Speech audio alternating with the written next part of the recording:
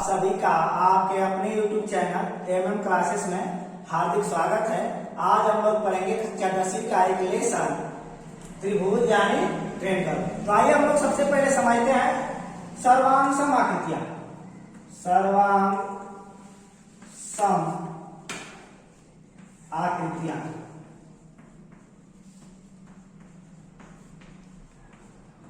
आइए हम लोग समझते हैं सर्वांग सम आकृतियां यानी कांग्रुएंस फिगर। कह रहे हैं दो आकृतियों के आकार यानी शेप और आमाप यानी साइज बराबर हो उस आकृति को कहते हैं सर्वांग सम आकृतियां। कहने का मतलब है दो आकृतियों के आकार और माप दोनों बराबर हो तो आकृतियां क्या होंगी? सर्वांग सम होंगी।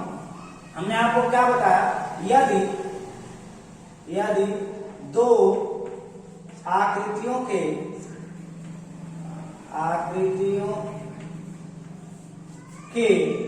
आकार एवं आमाप बराबर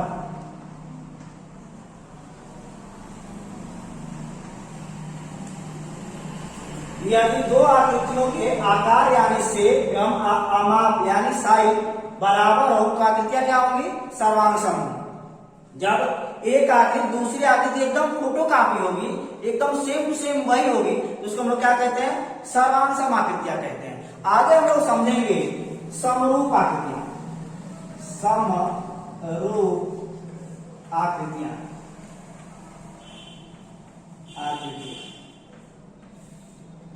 इसमें देखिए कह रहा यदि दो आकृतियों के आकार बराबर हो परंतु आमाप बराबर न हो उसको क्या कहते हैं? समरूप आकृतियां कहते हैं, सिमिलर फिगर कहते हैं। हमने क्या बताया? यदि दो आकृतियों के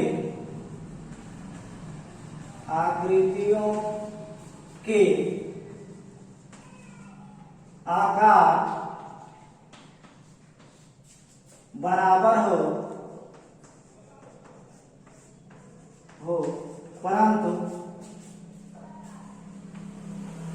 हो परंतु आमाप बराबर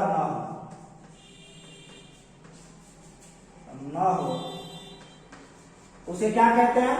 समरूप आकृतियां कहते हैं। कह रहा है यदि दो आकृतियों के आकार यानी शेप बराबर हो परंतु माप यानी साइज बराबर न हो उसे क्या कहते हैं? समरूप आकृतियां कहते हैं।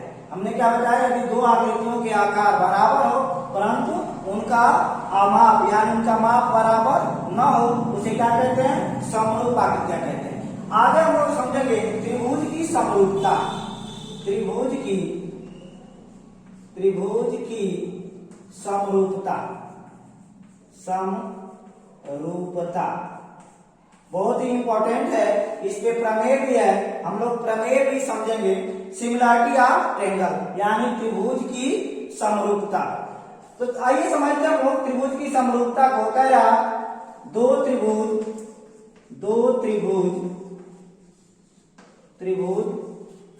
समरूप होंगे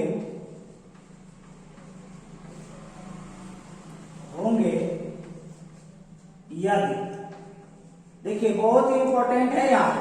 कह रहा यदि पहला उनके संगत कोण बराबर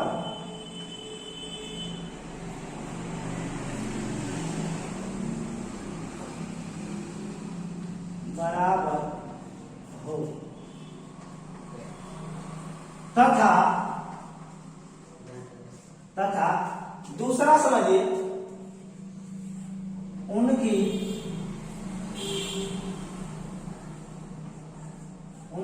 संगत भुजाएं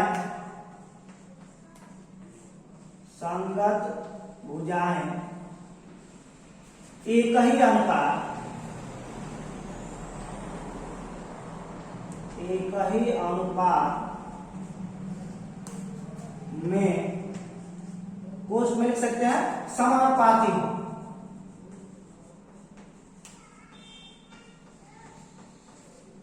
समानुपाती हो। देखिए पहला त्रिभुज की समरूपता दो त्रिभुज समरूप होंगे यदि, पहला कंडीशन क्या है, उनके संगत कोण बराबर हो, और दूसरा कंडीशन क्या है, उनकी संगत भुजाएं एक ही अनुपात में अर्थात समानुपाती हो। हमने आपको तीन चीज बताई। सबसे पहले सर्वांग समाकृतियां, तो कह रहे थे दो आकृतियों के आकार और अमाप दोनों बराबर हो तो आकृतियां क्या होंगी, सर्वांग समाकृतियां। दूसरा कह रहा कि समरूप आकृतियां, कह रहे यदि दो आकृतियों के आकार बराबर हो परंतु उनका माप बराबर न हो उसे क्या कहते हैं, समरूप आकृतियां।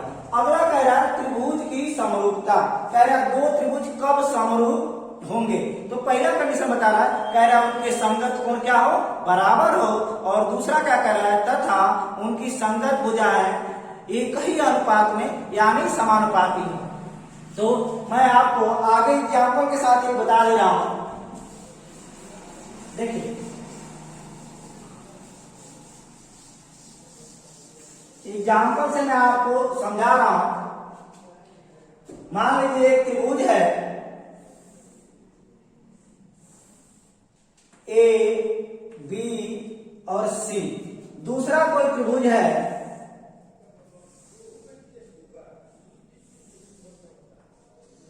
डी, ई और एफ। कह रहा ये दोनों त्रिभुज समरूप होंगे कब, जब इनके संगत कोण बराबर हो, यानी हम लिख सकते हैं त्रिभुज ए बी सी समरूप होगा त्रिभुज डी ई एफ। देखिए ये जो हम लोगों का सिंबल है क्या है, सिमिलर का सिंबल है, समरूप का प्रतीक चिन्ह है, तो हम लोग कह सकते हैं त्रिभुज ए बी सी समरूप होगा त्रिभुज डी ई एफ के। तो इसमें पहली कंडीशन होगी क्या, कोण ए बराबर कोण डी, ये वाला कोण इस कोण के क्या होगा, बराबर होगा। दूसरा कह रहा कोण बी बराबर कोण ई, और कोण सी बराबर कोण एफ। देखिए ये वाला जो कोण है इस कोण के क्या होगा, बराबर होगा, और ये वाला जो कोण है इस कोण के क्या होगा, बराबर होगा। तो पहली कंडीशन है उनके संगत कोण बराबर होंगे, यानी ए जो होगा डी के बराबर होगा, बी जो होगा ई के बराबर होगा, और सी होगा एफ के बराबर होगा। यही कह रहा है कि उनके संगत कोण क्या होंगे, बराबर होंगे। दूसरी कंडीशन क्या कह रहा है, उनकी संगत भुजाएं एक ही अनुपात में या समानुपाती होंगी। तो समझते हैं इस बात को, यानी ए बी जो भुजा और डी ई जो भुजा है उनका अनुपात बराबर होगा, यानी हम लोग लिखेंगे ए बी बटा क्या हो जाएगा, डी ई बराबर होगा बी सी बटा ई एफ बराबर हो जाएगा ए सी बटा डी एफ।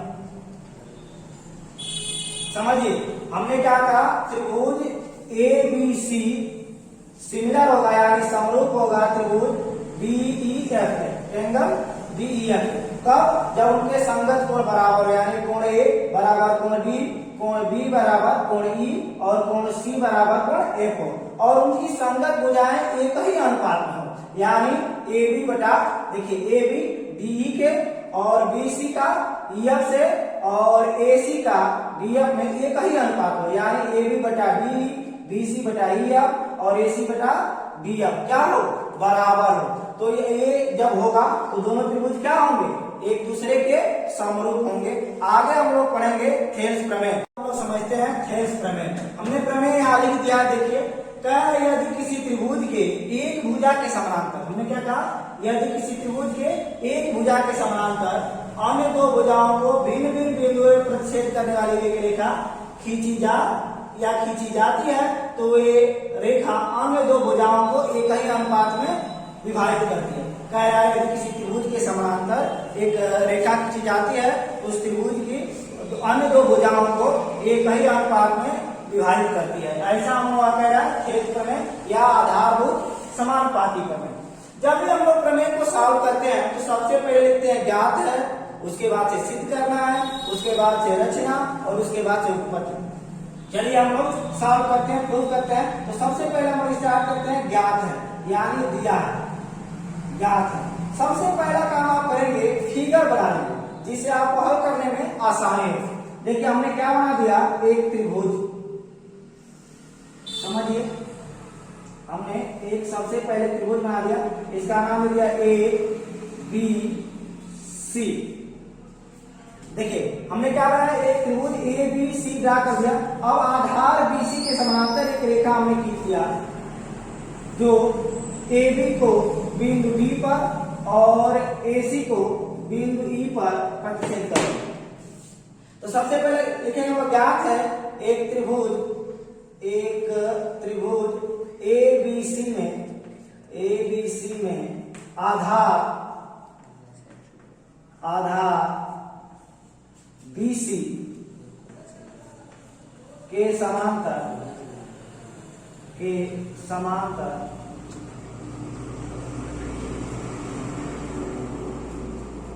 एक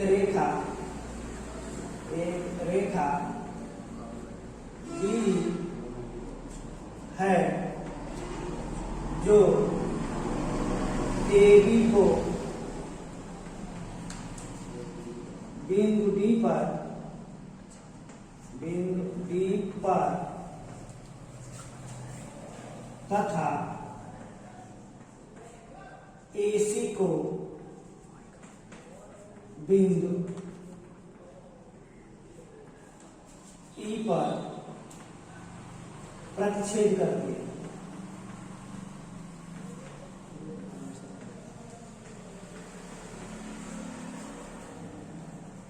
देखिए हमने आपको सबसे पहले क्या फिगर को देखते हुए क्या लिखा, एक त्रिभुज ABC में क्या थे, हमको क्या दिया हुआ, तो कह रहे त्रिभुज ABC में आधार BC के समानांतर एक रेखा D है, जो AB को बिंदु D पर और AC को बिंदु E पर क्या करती है, प्रतिच्छेद करती है, यानी काटती है। फिगर को ध्यान से देखिए, आपको समझ में आ जाएगा, फिगर से ही लिखा गया। सबसे पहले हम उसके बाद देखिए क्या, हम लोगों की पहली हेडिंग होगी ज्ञात है, दूसरी हम लोगों की होगी सिद्ध करना।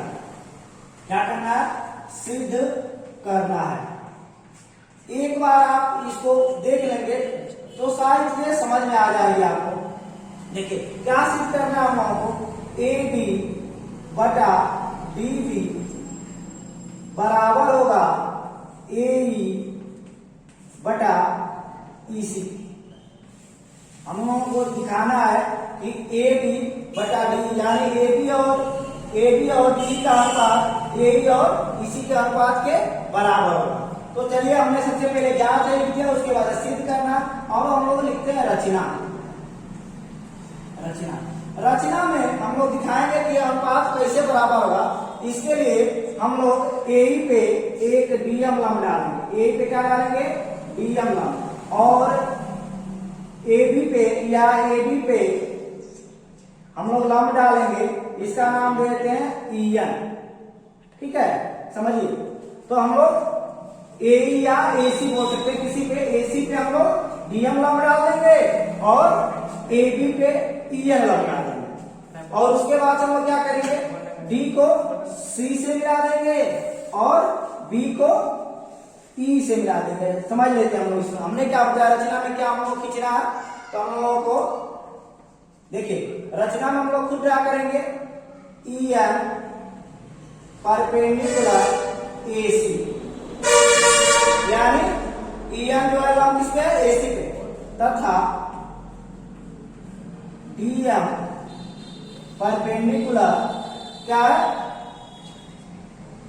नहीं सॉरी आप उसमें लेते हैं, EN जो है इसके परपेंडिकुलर है AB पे है। देखिए EN जो है लंब है AB पे और DM जो है लंब है AC पे। सबसे पहले हम लोग क्या करेंगे, EN परपेंडिकुलर AB तथा DM परपेंडिकुलर AC खींचा, और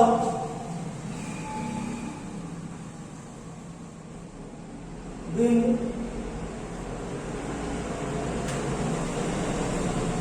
E को C से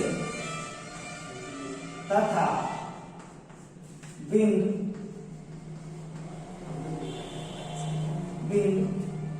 B को E से मिलाया। देखिए ये चूंकि जो हम लोगों का प्रमेय है पेपर में पूछा जाता है, तो इसलिए हम आप समझेंगे कि इसको आप कैसे पेपर में लिखना है, विधिवत तरीके से कैसे लिखना है, इसको हम लोग समझ लेते हैं। देखिए हमने 3 चरण आपके पूरे कर दिए। सबसे पहले ज्ञात है, सिद्ध करना और रचना। उसके बाद से एक चरण आपका बच गया जिसमें हम लोग उपपद के द्वारा इसको सॉल्व करेंगे। तो आइए एक बार और हम लोग समझ लेते हैं।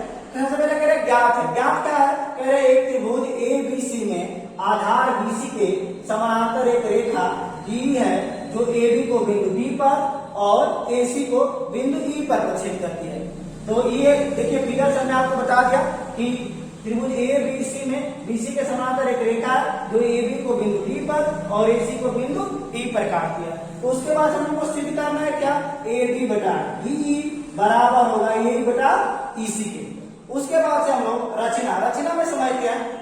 रचना में हम लोग जो अपनी तरफ से ड्रा करते हैं फिगर उसको लिखते हैं। तो हमने क्या ड्रा किया कि जो EN है वो लंब है AB पे और जो DM है वो लंब है AC पे। तो अभी हम लोग देखते हैं इधर तो हमने क्या लिखा? EN परपेंडिकुलर AB तथा DM परपेंडिकुलर AC खींचा और बिंदु B को C से और बिंदु B को E से मिलाया। तो ये हम लोगों की पूरी रचना है। अब हम लोग लिखेंगे अगला जो पॉइंट होगा उपपद।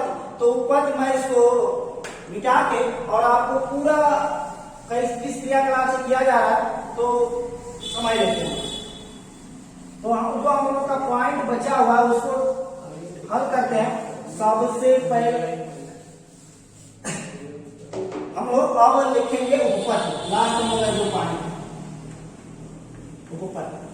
तो देखिए सबसे पहले आपको सॉल्व करने का जो तरीका मैं आपको बता दूं कैसे इसको हम लोग सॉल्व करते हैं। पहली बार हम लोग देखेंगे AD और DB से त्रिभुज कौन बना है। तो सबसे पहले देखिए ADE एक त्रिभुज लेंगे और दूसरा लेंगे DBE।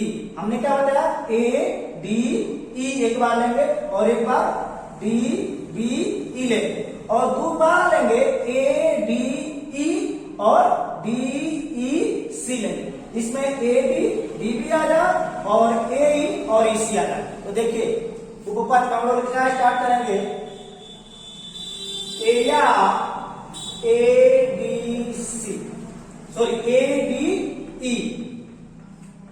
यानी त्रिभुज ABE का क्षेत्रफल। तो क्या हो जाएगा? 1/2। देखिए 1/2 EN गुणे AD। और फिर हम दूसरा त्रिभुज लेंगे एरिया DBE।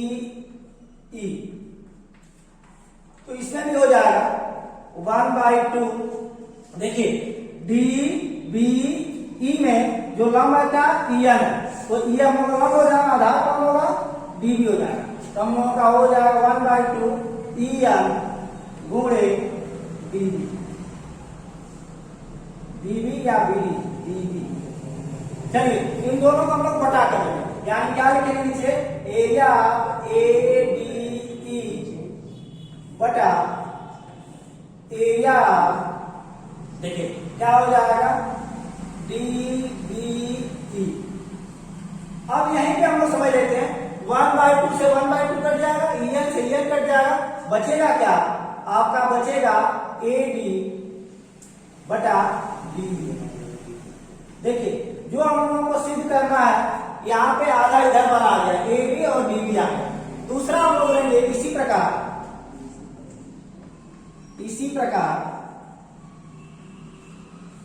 लेंगे हम लोग एरिया ADE बराबर हो जाएगा। अब इसका हम लोग AE पे देखेंगे कौन लंब है? तो DM लंब है। तो देखिए 1/2 DM गुणे AE। और दूसरा हम लोग लेंगे एरिया। अब देखिए कौन सा लेंगे? DEC लेंगे। DEC लेंगे क्या हो जाएगा? 1/2 इसमें क्या है? DM लंब है। तो 1/2 DM गुणे EC। देखिए जैसे हम लोग ऊपर बटा करेंगे नीचे ही बटा करेंगे। तो एरिया ADE बटा एरिया DEC ये देखिए 1/2 से 1/2 कट जाएगा, डीएम से डीएम कट जाएगा, बचेगा क्या ए बटा ईसी। इसको हम लोग क्या मान लेंगे इक्वेशन 2। अब देखिए जो हम लोगों को प्रूव करना था ए बी बटा डी बी और ए बटा ईसी राइट हैंड साइड में दिख रहा है, तो क्या यदि लेफ्ट हैंड साइड के बराबर होगा तो राइट हैंड साइड के क्या हो जाएगा बराबर होगा।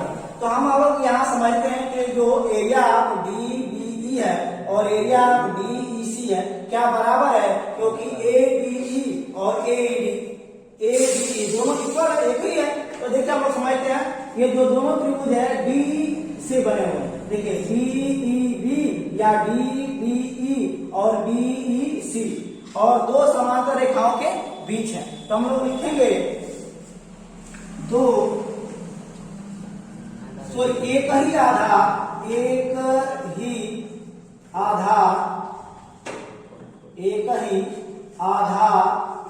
और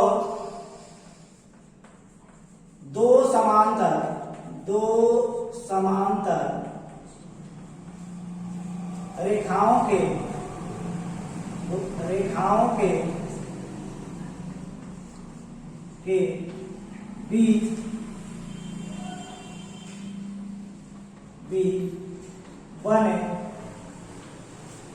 त्रिभुज का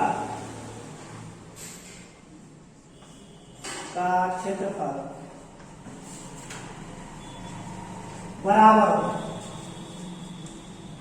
बराबर होता है,